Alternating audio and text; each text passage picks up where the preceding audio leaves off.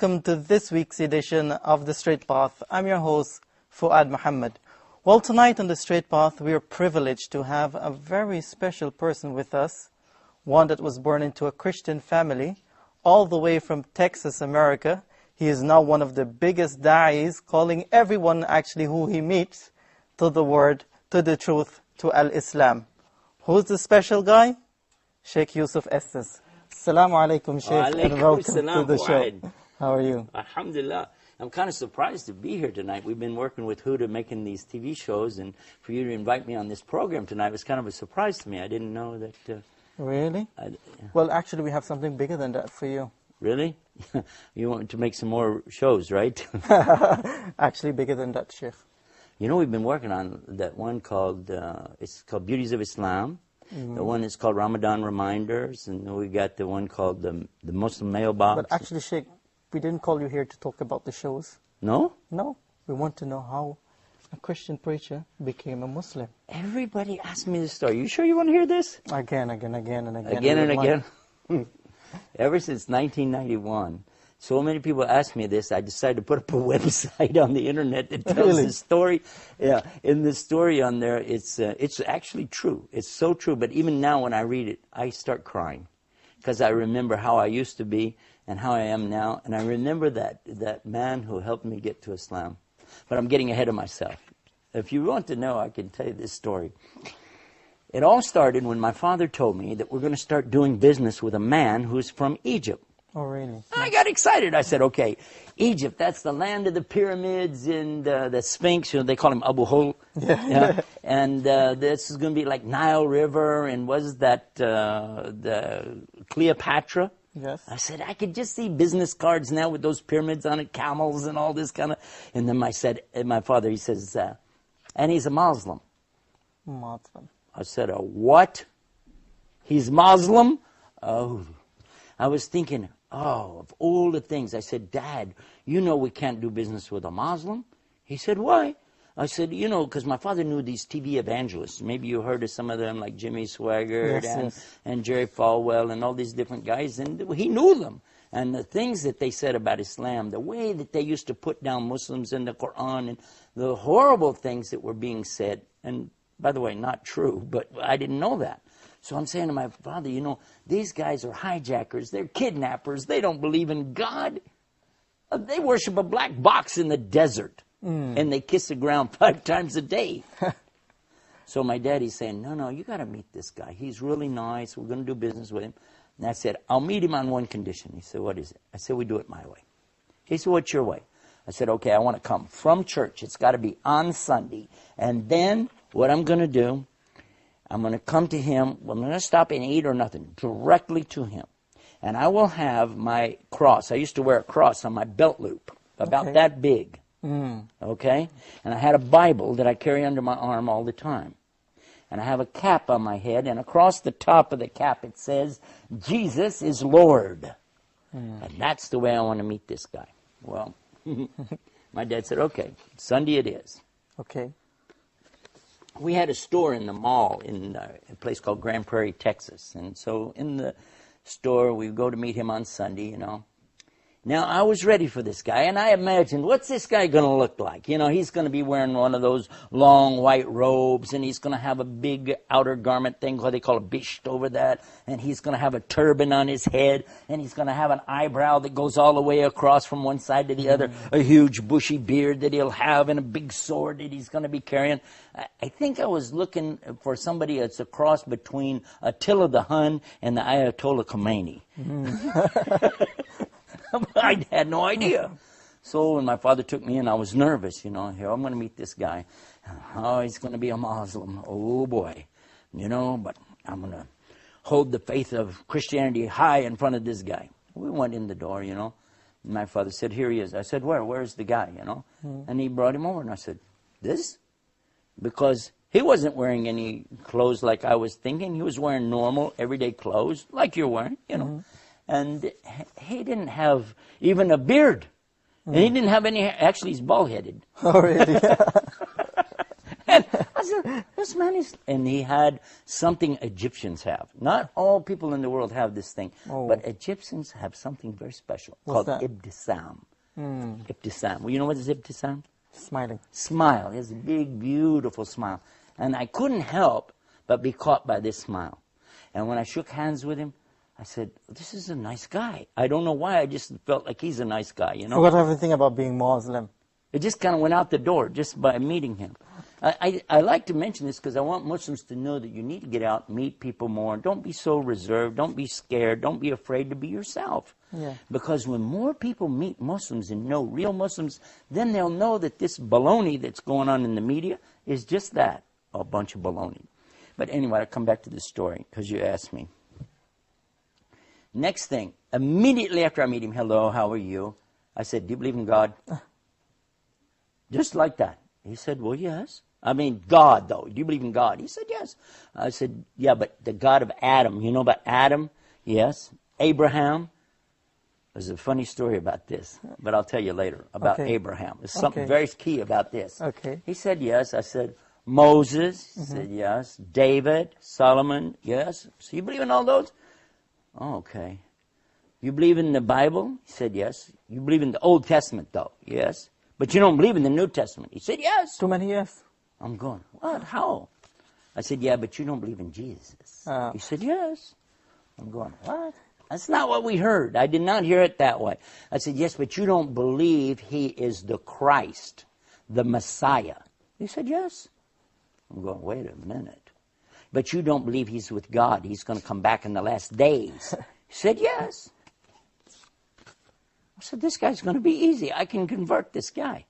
Immediately, I took him out to have a cup of tea. And we sat together in a little cafe right by my dad's shop. I remember reading that on that I was actually, why did you take him out for that cup of coffee after you met him?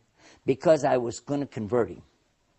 That was it. I'm this was the yes guy. Right there the first day. I said, wouldn't that be something? I can convert him on the first day. Wow. I was ready. You had ambitions. I mean, that boy, I'm going to get him now.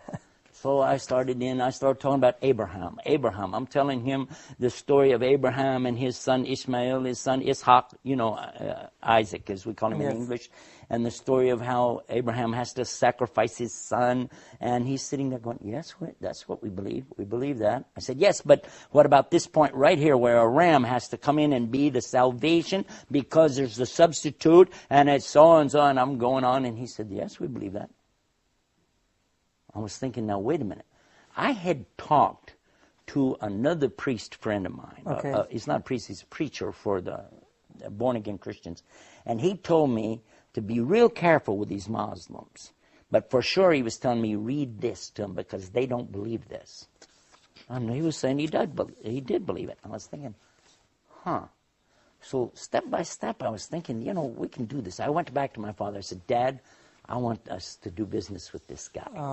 My father said, okay, great. I said, because I can convert him. And my father, he's so sweet. He said, leave him alone. He has his religion. We have our religion. He's a nice person. Just, you don't need to convert people.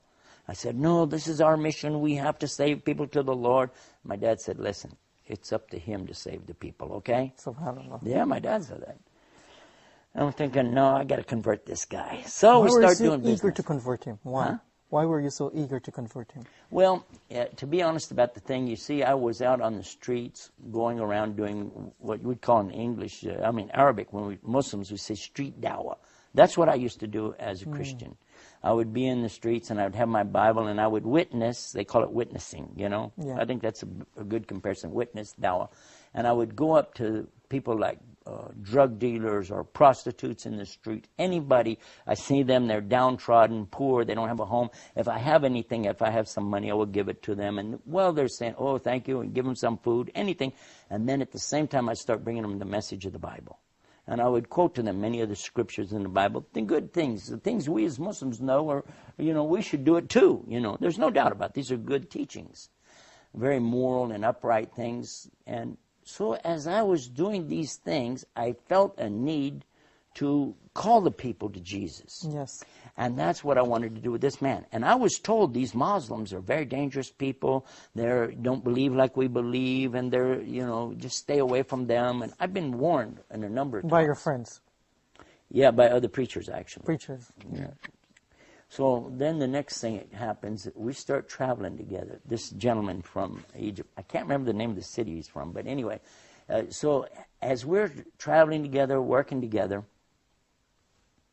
I watched his character and I thought, wow. Every time it was time for him to do what he calls salah. Salah means like the connection between you and Allah. And it doesn't really mean prayer. It's bigger than that, but you know that. Anyway, so he would stop. Whatever we're doing, he'd say, excuse me for a few minutes. And I would watch him. And we're doing business. We're trying to do this. Here he goes. Walk over there and you'd see him and bowing and putting his head on the ground. And in the moment he would put his head on the ground, I'd say, look at this. This is so unbelievable. A human being, a strong man, who's willing to humble himself to put his head in the dirt in front of his Lord.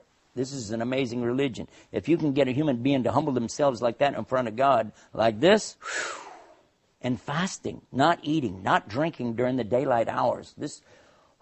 I didn't imagine to see something like this. And then, on top of that, here is a man who had some moral teachings about him that, and I can't even describe it even now, but I'll give you an example and let you think about this. Watch this. One day, I had two little daughters, one about this big and one a little bit bigger than that, I guess, And so to the older of the two, she's about 5 or 6, I guess, he says to her, would you like to borrow $1? And I thought, borrow $1? What's that? You want to give a kid $1? Give him $1. What's this borrow $1 thing? 5 years old she was at the time. So he gave her the $1, and I told him thank you for that. I was thinking, because in Texas we actually say, hey, can I borrow $1? Borrow $10, borrow $20. We don't mean we're going to ever pay it back, by the way. That's the kind of borrowing we were talking about. A few days later, he asked her if she had any money. She had like 4 quarters, something like that. And he said, okay, give it back. This is the $1 you owe me. And I thought, oh, how tacky. Who's this man, And I asked him, I said, what's that? He said, well, do you remember another time that I borrowed $1 from her and I paid her back? I did remember that. Yeah, one time he asked her for $1 and I thought that was tacky. But then he gave it back. And now he's asking her to pay it back. And I'm asking him, what's this about? He said, it's training the children to learn the responsibility of the value of the money and the value of your word and how you live up to what you say you're going to do.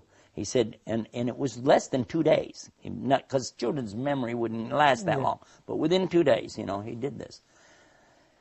And I realized that this is a huge teaching in business. And he said, and another point is, it must never be more than the original amount. Because no riba in Islam. There's no usury, no interest. I thought, wow. I said, let me watch this guy a little bit more, Step by step, I watched his character. And then one time we would go to these like flea markets and things like that, put out these tables with stuff. I get a lot of stuff that is outdated merchandise. The dates on it are so close, no store would sell it because it's going to expire. In the United States, it's a big deal, So if the date's going to expire within 2 or 3 days, nobody would want it, But you could sell it at the flea market. And it's what we had. So I have the table lined out with stuff. A lady came and she started to buy some things. And he reached under the table and was giving her things from under the table. I said, what are you doing? He said, I'm giving her this. I said, look, this has got 4 or 5 more days than this. Give her this stuff. He said, I can't do that. It's not my religion. I said, what?